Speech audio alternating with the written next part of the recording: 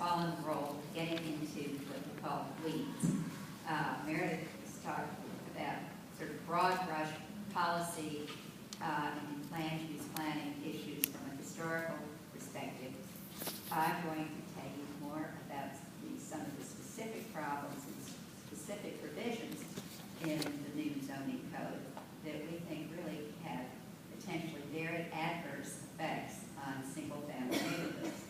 By way of background, I lived in a single-family neighborhood for 40 years that was right on the edge of Friendship Heights Central Business District. I now live in the Friendship Heights Central Business District. But having been involved in zoning disputes throughout the years with some of our good neighbors, commercial neighbors, business interests in the CBD, I think we have seen sort of what can happen when either the wording of the zones are a problem or the provisions of a master plan are a problem or are very good but are disregarded when the actual development begins. And I want to start briefly with floating zones. The floating zone, as you've heard, is a zone that the developer applies for. The council does not apply it to a property without an application from the developer. There are very few requirements in these floating zones for building types, setbacks, dimensional protections. The council looks at a floating zone plan that has the particular development that the project that the developer is applying for. There are 4 new floating zone categories: residential, commercial residential, which is the CR family zone, employment floating zones, and industrial floating zones. All 4 of those floating zone categories can be applied to an R60 or an R90 neighborhood.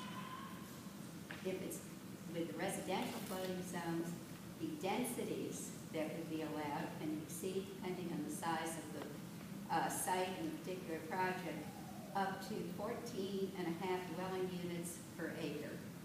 R60 now is around 4 dwelling units an acre. I'm sorry, 6 dwelling units an acre, and 12 dwelling units an acre in the R90 zone, which is close to 40 an acre. The floating zone uses, the uses within the floating zones would basically be the same uses that the underlying category of floating zones would allow. So if it was a commercial floating zone, then you would have all of the uses that are permitted as limited, uses that are limited or conditional or permitted within the commercial zones, same with employment, same with industrial. One of the problems that we anticipate with this is that, as contrary to what we just heard, floating zones in the current code, there are floating zones in the current code that do have to be recommended in the applicable master plan. It is not true that there is no floating zone in the current code that requires master plan approval or recommendation. That's simply not the case. But none of the floating zones in the new code would have to be tied to a master plan. Now, the planning board posted a document on its website Monday or yesterday that purports to tell single-family residents of single-family neighborhoods that there's really no problem, because if you have a floating zone approved, the developer is going to have to satisfy 9 purpose clauses and 4 prerequisites based on location and circulation. And I don't want to get too down into the details, but only 3 of the 9 purpose clauses relate specifically to protection of established neighborhoods. And the neighborhood for these purposes is not defined. The neighborhood can be the commercial development across the street. There's nothing that ties those floating zone protections, so to speak, to protecting residential neighborhoods as opposed to the general vicinity. As I say, the floating zone issue is something that the council really needs to pay attention to. And those of us who live in these single-family, small lot areas need to be concerned about it. Now, in terms of new buildings, as you've heard, there are 2 new building types that are going to be allowed in single-family neighborhoods next door to your house. general buildings and multi-use buildings. The multi-use buildings come with floating zones, but general buildings are going to be generally allowed within R60 and R90 zones. And the purpose of these general buildings is to house non-residential uses. And while the uses will be, that would be allowed in these buildings are uses that are in the code that are either permitted or limited or conditional uses in R60 and R90. Historically, those uses, and they include medical and dental clinics, some offices, the travel agency, the accounting firm, some charitable organizations, cultural institutions, some daycare facilities that have historically in the in the areas that they are in the R60 and R90, they're historically on the edge of the communities in structures that have been houses, but now because of the proximity of high-density commercial development, those structures, those homes have sort of become small offices for a variety of uses right on the edge, serving as a buffer between the residential community and the commercial area. The new general buildings will not have to look like a house. They will only have to look like a house to the extent it is practical. So there is no requirement that the general building look like a home, no overriding requirement, only to the extent practical. And while there are some additional setbacks that will protect the next door single-family home, those setbacks are in some cases as little as 4 extra feet.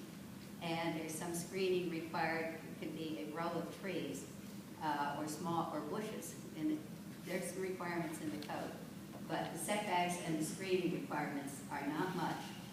The multi-use buildings, which would come with the residential floating zones, will have a limited amount of commercial uses, depending on the size and the density of the floating zone requirements.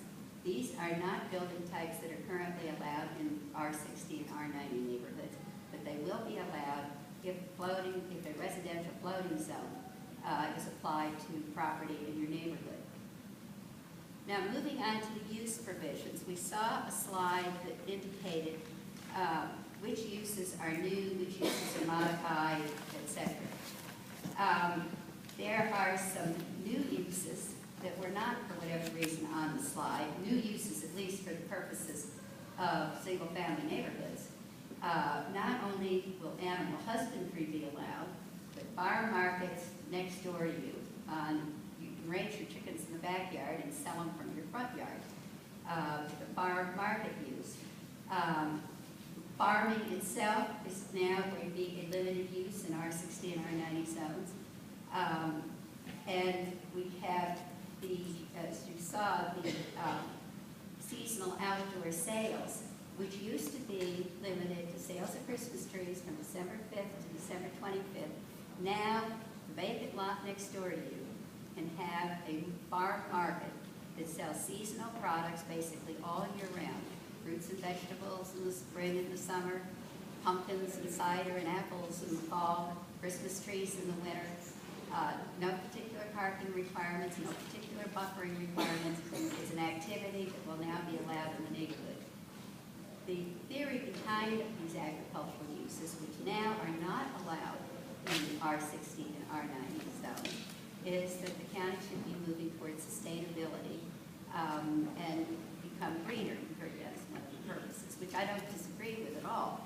The question is, should these activities be allowed on R60, 6,000 square foot lots, 9,000 square foot lots in the R90 zone, and under what circumstances? There are very few controls in these new use provisions because the new code is all about flexibility. One of the arguments that the planning board makes about these new uses is that all of the, at least the conditional uses, will have to be approved by the Board of Appeals with a hearing examiner process. Just the special exception uses go through that process now. The special exception uses are now going to be called conditional uses, and there will still be requirements for approval by the Board of Appeals. But the standards for approving, the standards that the Board of Appeals has to meet in making